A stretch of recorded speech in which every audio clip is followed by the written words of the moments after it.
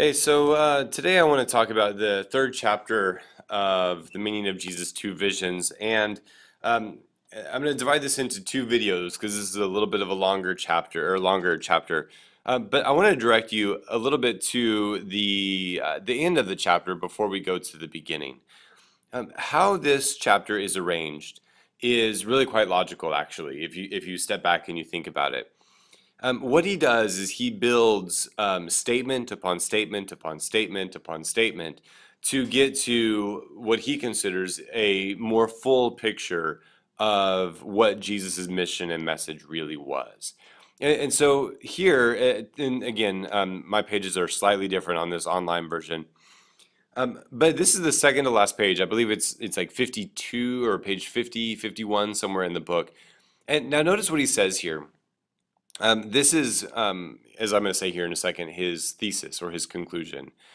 So he's saying Jesus was a first century Jewish prophet. You could almost put a comma there, who was announcing and inaugurating the kingdom of God, who summoned others to join him, warned of the consequences if they did not. He did all of the work that he did with symbolic action, and he indicated that in symbolic action and in cryptic and coded sayings that he believed he was Israel's Messiah, the one through whom the true God would accomplish his decisive purpose. So that sounds like a lot, and that's where we are going. That's the end of these two videos. But relax, this isn't as bad as it seems, I promise. And I will do my best to simplify this in a way that we all can understand it a little bit better. So I'm going back to the very beginning of the chapter, and I will show you how he makes this argument. Remember the goal, we have to ask three questions whenever we are reading nonfiction. The first is what was the essential question, the second is what was the thesis, and then the third, what is the method. In this chapter, the essential question is what did Jesus do and teach? What like what was he all about? What did he do? What did he teach? And we're gonna really unpack that a little bit further. Now, look at how N.T. Wright somewhat changes that question. In other words, he is trying to address what was the mission and what was the message of Jesus. In other words, Jesus didn't just do some things and didn't just teach some sort of spirituality. N.T. Wright is going to argue that Jesus was on a mission and his mission had a message. So these two things kind of put together are the essential questions. What was Jesus's mission and message, or what did Jesus do and teach? Now, this opening sentence is so straightforward. If we are to understand or to speak meaningfully about Jesus, we have to begin in first century Palestine. We have to begin in the German word here is the Sitzenleben, the situation that this person was actually in. And so therefore, we are going to begin in first century Palestine. Now remember here, and I will try to show you this as clearly as I possibly can, that N.T. Wright builds statement upon statement upon statement. So he makes a statement and then he spends the next 2 or 3 pages unpacking it and telling us what he means by that statement. So the first thing he says is that Jesus was a first century Palestinian Jew. Everything that Jesus did must make sense within that context. Okay, in the same ways that most of us here are from the United States, and even our international students. Whatever we do makes sense in the context that we live, in the context that we have been shaped in. So he goes on to say that Jesus belonged into a world where theology and politics went hand in hand. Don't here try to think of like the modern American political understanding of politics and religion. We need to go back and really understand what was the world that Jesus lived in. So he goes on to say that the theology was Jewish monotheism, whose first century shape had been forged in the fires of persecution in the centuries since the Babylonian exile. Now remember the Jewish history here. The Jews had been liberated out of Egypt, out of oppression. They get their own land. Their land is then divided into north and south. North is Israel and south is Judah. And remember, in 722, the Assyrians come down and destroy the northern kingdom. In 586, the Babylonians come down and destroy the southern kingdom, Judah, more specifically Jerusalem. Now, what N.T. Wright is saying here is that the theology was Jewish monotheism that had been forged in the fires of the persecution since the Babylonian exile. He goes on to say that the Jews believed that their God, Yahweh, was the only God, and that all other gods, especially the gods of the Stoics, of the pantheists, were idols, either concrete creation of human hands or abstract creations of human minds. Jesus, he says, shared the belief that Israel's God was the one true God. So that is the theology side that he's saying, that theology and politics went hand in hand. Now, monotheism, he says, went hand in hand with election. In other words, the Jews believed themselves to be the chosen people of this one God. So therefore, if you are the chosen people, what happens to you has somewhat universal significance. At least this is what was in the mind of the early Jews at the time of Jesus. He says, many Jews of the time of Jesus, or of Jesus' day, therefore supposed that when Yahweh finally acted to vindicate them, we'll have to come back to that, this would be the means of judgment and or mercy coming upon the rest of the world. Jesus shared this belief that Israel had been chosen to be Yahweh's special people, through whom the world would be addressed by its creator. But there's going to be a problem, and this is where this whole term vindicate is going to come up. If there is one God, he says, and you are his people, but you are currently suffering oppression. Okay, now go back to your Jewish history here. Since 722, the Jews had really been suffering oppression at the hand of the Assyrians, the Babylonians, the Persians, and then later on the Romans. So he says, if there is one God and you are his one people, but you are currently suffering oppression, here is the problem, you must believe that the state of affairs is temporary. Now, why is that? If you're God's chosen people and you're being oppressed, then there lies the problem. God must not either be doing something or you must not be doing something. And so he goes on to say that this gives rise to the term eschatology. Now, let me quote this for what Kindle says, but let me show you how N.T. Wright is using it. So this term eschatology is often used to talk about like the final things, human destiny, the end of the world. But what he is using it, and this is a very historical definition of the word eschatology, is the belief that history is going somewhere, that something will happen through which everything will be put right. So let's unpack this further. The first century Jewish eschatology characteristically claimed that this one God would soon act within history to vindicate his people and establish justice and peace once and for all. He says Jesus shared this belief. Underline that. Be sure you understand this. So let me rephrase this. The Jews had been suffering under oppression, initially with the Egyptians, and then from the Assyrians, the Babylonians, the Persians, the Romans. And the Jews also believed that there was one God, and they were that God's people. But they were still suffering oppression. And so therefore, and here I'm going to draw from a word that he uses in another book, therefore God must not be king currently. God must not be ruling currently. So this gives rise to the idea of eschatology that early Jews believed around the time of Jesus profoundly, according to N.T. Wright, believed that history was moving somewhere very quickly, that something would soon happen through which everything would be put back to right. He says Jesus shared this experience, or this belief.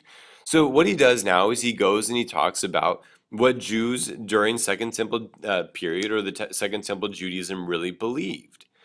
Now, here, let me read this. So they had a sense of hope. And this hope was within the larger story, the meta-narrative about God and his people and the world. So the story, echoing the great foundations of the narrative of the Exodus from Egypt, had been decisively reshaped by the experience of the Babylonian exile. So remember, we've already talked about this in class, that the Babylonian exile, the Babylonians took the best and the brightest of the Jews, and they moved them away. And he's going to unpack what this says, what this means here in a second. So the language of Exodus was the dominant story of Jewish history. And if God once acted decisively to liberate God's people out of oppression, the people are necessarily going to think that God will again act decisively to liberate God's people out of oppression. Okay, you need to get that. I hope you're taking notes on some of these because you'll really want to go back, rewind that, and pay attention to that. So why, again, was the Babylonian exile such a bad thing? Now, be sure you get this. He says exile was three things. It was a state of political servitude, cultural domination, and above all, theological unredeemedness. So, number one, exile was, and again, jot these down, a state of political servitude. In other words, the Jews had no right to their own political system. They had no voice. They were suffering under the oppression of a political empire in which they themselves had no voice. They had no say. They themselves could not practice politics in the way that they deemed correct. Exile was also a time of cultural domination. Now, just think of this. It's really interesting to me how cultures can dominate other cultures. Um, here I'm just all of a sudden thinking of like pop culture and how sometimes pop culture dominates the culture of the time period. But think for a second with me of the people for whom their culture is oppressed. Okay, my mind kind of goes to the native people of this land, of the Native Americans. How over a few hundred years their ancient cultures have been dominated by a Western European culture. Think of other parts of the world where you might have a people who are not free to express their own cultural convictions and how they see fit. So this is what he means by cultural domination. And then we need to spend a little bit of time on number three, above all, the theological unredeemedness. So let's try to go back and ask the question, why did the Jews believe that they were suffering the oppression of the Babylonians? Because, as we've already said, they lived in a world where theology over here, and politics over here went hand in hand in a larger circle. So if they did something, if something happened to them, they must believe it was God who was, in a sense, doing some of that. Now, what is it then that what was the punishment for their sin? So what was their sin? This is going to be something that we are going to have to come back to. Why did the Jews believe that they were suffering the oppression of the Babylonians and then later the Romans? So think of the time period in which Jesus was living. He says down here, the time period was a context. It was a world on tiptoe with expectation that Jesus began to announce, after their manner of would-be prophet, that Yahweh, that God, Israel's God, was now at last becoming king. So he says the first of these points is easily established. Jesus spoke of himself as a prophet. He behaved as a prophet, and when others referred to him as a prophet, he did not correct them. The early church believed a good many other things about Jesus. But the first stroke that he's really wanting to unpack here is that Jesus was a first century prophet. Okay, that's the first part of his argument. You need to know, what did that mean? What as a prophet was Jesus announcing? What was the world that Jesus lived in? Now, let's go into that question that I just said. What was Jesus announcing? So notice here, I'm trying to underline or highlight these time periods, or the first, the second, the third, the fourth, because I said he goes and he builds one upon one upon one. So the second thing he says is that Jesus was a first century Jewish prophet. He's already told you what that means. Hey, my wife made it to work. That's really good. Glad you guys got to see that. And close here, I'll say good. I love you too. And there you go. So the next thing is that Jesus was announcing God's kingdom. So Jesus was a first century Jewish prophet, And the second thing is that he was announcing God's kingdom. So we're going to spend a lot of time trying to figure out what this means right here. This, he says, get this, oh, get this, was the center of Jesus's mission and message. If he was indeed a first century Jew living and believing and hoping within the worldview that he has just outlined, we should be able to see something of what he meant. Okay, so the first thing, Jesus was a first century Jewish prophet. The second thing is that he was announcing the kingdom of God. Okay, what does this phrase, the kingdom of God, mean? You need to really get this. So the meaning of the phrase, the kingdom of God, within the first century context is, of course, a huge topic. And what he's going to do now is he's going to give us two examples of what this phrase, kingdom of God, meant in Second Temple Judaism. Okay, I hope that makes sense. The first thing, he's going to use an example of a rebellion by a guy named Judas the Galilean. Now, this happened in the year 6 of the Common Era, so Jesus was probably about 10 at this time. Now, this is not the same Judas that we read of in the Gospels. This is a different one. Now, this was a revolt, a rebellion led by this man named Judas the Galilean against the Roman Empire.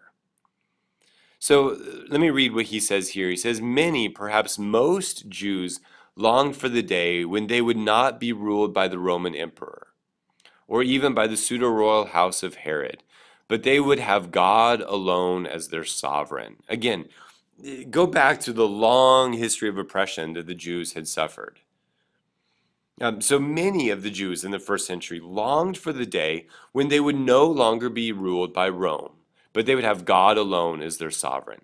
So he goes on and underline this, understand this. He says the phrase, the kingdom of God, and then other phrases such as the kingdom of heaven, denoted not a place where God ruled, but rather the fact that God ruled, or that he soon would rule, because he certainly was not ruling at present in the way he intended to do. Now think of that. If there is one God and you are his people and you are currently suffering the oppression, you must necessarily be on this, your tiptoes of hope, longing for the day in which God alone would be sovereign and Rome would not. Okay? I hope this is making sense to you. He says this hope was not merely political. It was, think for just a second, because they lived in a time where theology and politics went hand in hand, it was also religious. It was also theological. It grew directly out of Jewish monotheism. Yahweh, Israel's God, was the one God over all the world. So what did the phrase the kingdom of God mean during the rebellion of Judas the Galilean? Well, it meant not a place, not some far off place, because it was going to happen in, the Roman Empire, likely in Jerusalem, but rather the fact that God ruled, because if God really ruled, if God was alone their sovereign, their ruler, then Rome would not be oppressing them. Think about this. If the kingdom of God really was present, the Rome would not be oppressing them. And so during this rebellion, they used this phrase, the kingdom of God, to talk about the fact that someday soon, Rome would be defeated and God would be established as king. So there was another rebellion in the year 132 of the Common Era. So Jesus had been dead for about 100 years now. And this was fascinating. This was the last and the probably greatest of the military rebellions against Rome. And this was led by a guy named Simeon ben Kosiba. Another way, and you might hear of this man referred, is to Simon Bar Kokhba. So Ben Kosiba, or Bar Kokhba, was the last man to lead like this great revolt. And he was even known as, he was a rabbi, was known as like the son of the stars. So Bar Kokhba here means the son of the stars. And he was considered a Messiah. So jot this down in your notes. I need to take a sidebar for a second. There were many would-be messiahs around the time of Jesus. because the people were on such tiptoes of expectations, longing for the day in which the Messiah would come, would overthrow the Romans, would establish God's kingdom on earth. There were several messiahs, or would-be messiahs. Judas the Galilean was likely one of them, and the last one was Simon Bar Kochba, or Simeon ben Kosiba. But you guys, this rebellion lasted a couple of years. But notice what he says here. But he says, after his defeat, the rabbis, and I'll get this, in a move that would determine the shape of Judaism from that day until now, they turned their faces from revolution and focused instead on the private study and practice of the Torah, the Jewish law. It is this time, oh, this is so interesting. It is this time, around 132 to 135, when the followers of Ben Kosiba were destroyed by the Romans, the Judaism radically shifted from being a revolutionary religion to a private religion where they would study the law. Really interesting there. But here, again, we start to see the language of the kingdom of God. The kingdom was the fact that God would rule, that God would soon rule. Now, he goes on to say that Jesus announced the kingdom of God. He gathered followers around him. He marched to Jerusalem. He died the death of a failed revolutionary. And so, since Jesus died this death of what appeared to be like this failed revolutionary leader, we need to ask, well, where did this idea of the kingdom of God come from? It wasn't just Judas the Galilean. It wasn't just Simeon ben Kosiba. We can trace this all the way back to the prophets, namely the prophet Isaiah. Now, here, this comes from Isaiah chapter 52. And let me read this for a second. How lovely upon the mountains are the feet of the one who brings the good news, who publishes salvation, who says to Zion, Zion is a fancy word for Jerusalem, your God reigns. Listen, your watchmen lift up their voices and shout for joy, because in plain sight they see Yahweh has bared his holy army in the sight of all the nations, and all the ends of the world shall see the salvation of our God. Depart, go out thence, touch no unclean thing, for Yahweh will go before you, and God of Israel will be your regard. These three examples, he says, come from Second Temple Judaism, and they denote the idea that when God becomes king, Israel will return from exile, evil will be defeated, and Yahweh himself will return to Zion. Get those four things. He says three. I wonder how he's punctuating this because I see four. Yahweh will become king. Israel will return from exile. The evil, not just Rome, but evil itself will be defeated, and Yahweh himself will return to Jerusalem. So he says the kingdom of God was not, get this, was not a matter of abstract ideas or timeless truths. The kingdom of God was not about a new sort of religion, a new spirituality, or a new moral code. The kingdom of God was not a new doctrine of salvation. That's what the term soteriology means. The term the kingdom of God was not a new sociological analysis, critique, or agenda. But get this, please get this, underline it, circle it, tattoo it somewhere. The kingdom of God was about Israel's story, reaching its climax, about Israel's history moving towards its decisive event. So think, what is the decisive event that N.T. Wright is saying Israel's history is moving towards? Okay, think about that. What is this event? Remember, the event is when God becomes king, Israel is returned from exile, evil will be defeated, and Yahweh himself will return to Zion.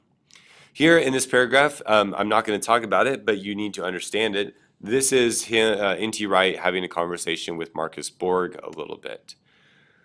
So then the next thing that we will turn to. So Jesus was a first century Jewish prophet who was announcing the kingdom of God.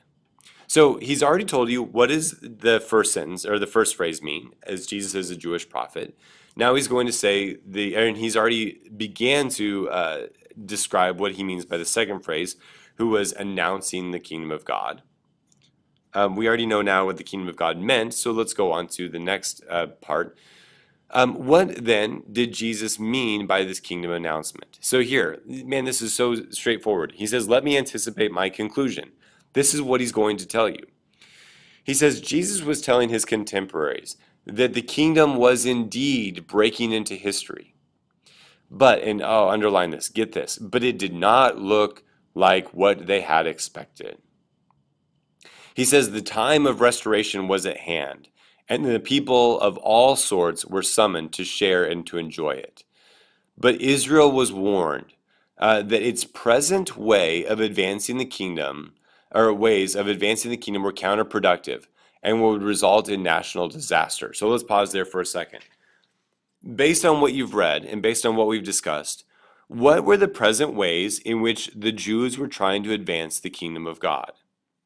Okay, think of Judas the Galilean and Simeon ben Kosiba. What was the primary way in which they were trying to advance the kingdom of God? Again, the kingdom of God was going to be when God was finally rule and evil, Rome was defeated. So if you've said, and I hope you have, that their primary way of advancing the kingdom was violently, was militaristically, that they would use military power to try to overthrow the Romans. So here what he says is that Jesus was telling his contemporaries that the kingdom of God was indeed breaking into history, but it did not look like what they had expected. He says the time of restoration was at hand, liberation, that was what was at hand, and people of all sorts were summoned to share and enjoy it. But let me rephrase this. But Israel was warned that its present use of military and violent means of advancing the kingdom of God, they were counterproductive and would result in national disaster. In other words, if Israel kept on trying to use violence as a means to overthrow the Romans, think about it for a second, who would inevitably be defeated? The Romans or the great powerful Roman Empire, or the tiny sect of religious minorities in Jerusalem named as the Jews.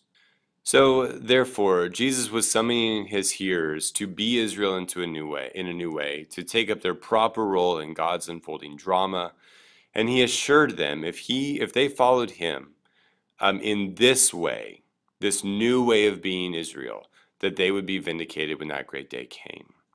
So let's push this a little bit further. This kingdom announcement that Jesus was making itself would lead to the victory through which Israel's God would become king. But the victory, according to N.T. Wright and according to Jesus, would not be a violent overthrow of the Romans.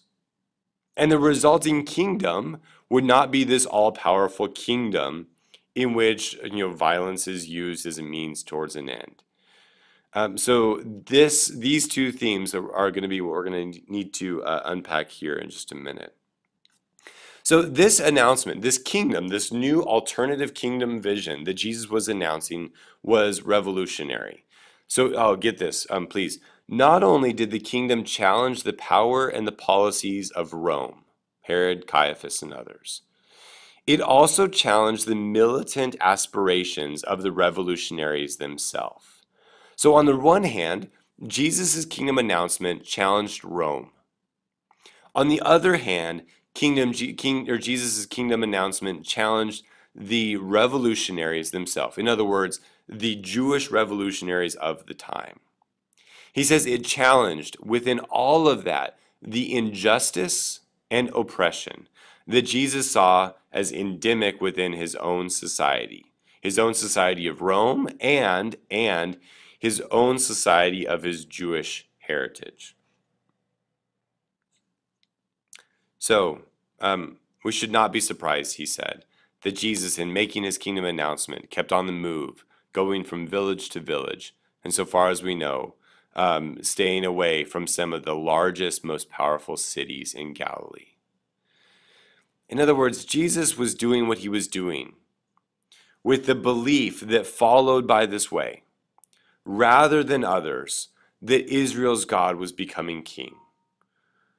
Okay, I hope that makes sense. He was challenging his people. We're going to get to this here in just a second. To be Israel in a different way. And if you be Israel in a different way, then God really will be king. Because Jesus did not believe that God would be king by military power, by force, by powerful rule, but by this new type of alternative kingdom. So Jesus, therefore, was announcing that the long-awaited kingdom was being inaugurated through his own work. Understand that. In other words, Jesus was saying that the kingdom of God is coming now. That the kingdom of God is coming now. It's not some sort of, well, waiting for the future, wait until you die. No, N.T. Wright is saying that Jesus believed that the kingdom of God was breaking into history through his own work. So notice he says this is his third layer. Underline this, write it in your notes. We know the first. Jesus was a first century Jewish prophet. The second, announcing the kingdom of God. And the third now, get this please. He believed that the kingdom was breaking into Israel's history in and through his own presence and work. I hope you get that. You need to really understand. If you don't, talk to me, read the chapter again. What N.T. Wright is saying here, let me just try to summarize this really quickly. That Jesus believed thoroughly, I mean, he totally believed that through his own presence, through his own actions, let me go back to the essential question. Through his own mission and message, he was inaugurating, bringing Israel or the kingdom of God here on earth. Again, the kingdom of God is not the place where God rules, but it's rather the fact that God rules. So this whole kingdom announcement was a nonviolent announcement. It was an announcement that really would abolish oppression and injustice. And that's where we're going to go next. We're going to end on this first section, and then we're going to go to the next three statements that he's going to make. So remember the first one, that Jesus was a first century Jewish prophet.